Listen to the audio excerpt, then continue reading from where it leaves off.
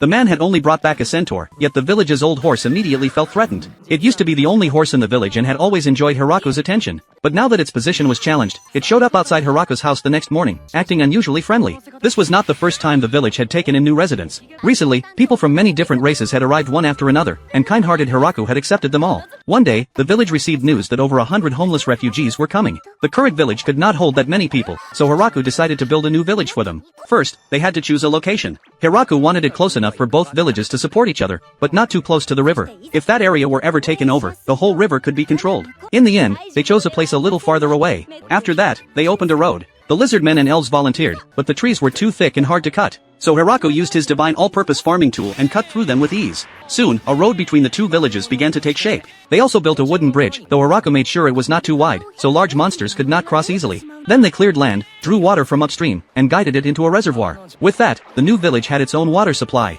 Next came the houses. Since there were too many for Hiraku to build alone, he prepared the materials and let everyone assemble them according to the plans. With help from workers and magic, the new village was soon taking shape. But the refugees arrived earlier than expected. The first group was the Minotaurs brought by the Dragon King. They were huge, nearly twice Hiraku's height. The houses built for ordinary people were far too small, so Hiraku let them stay in his large house for now. Luckily, they were easygoing and satisfied just to have a place to sleep. Soon after, the Demon King brought the second group, Centaurs. Unlike the Minotaurs, they arrived with an arrogant attitude and demanded good food and drink. Their leader looked down on Hiraku, believing himself to be noble. Hiraku did not want to argue because of the Demon King, but Rasha stepped forward. She reminded them that this land was not a reward. They were refugees asking to be taken in. Once the Centaurs learned Rasha had a higher status, they quickly backed down and apologized. Since Rasha agreed to manage the Centaurs, Hiraku had one less problem. But their bodies were also too large for normal houses. With the main house already full, Hiraku could only let them stay in the cowshed for the time being. Just after that, another group arrived without warning. They said nothing and only carried a tree stump. After asking, Hiraku learned they were tree spirits. They could merge with plants and hide inside trees when in danger.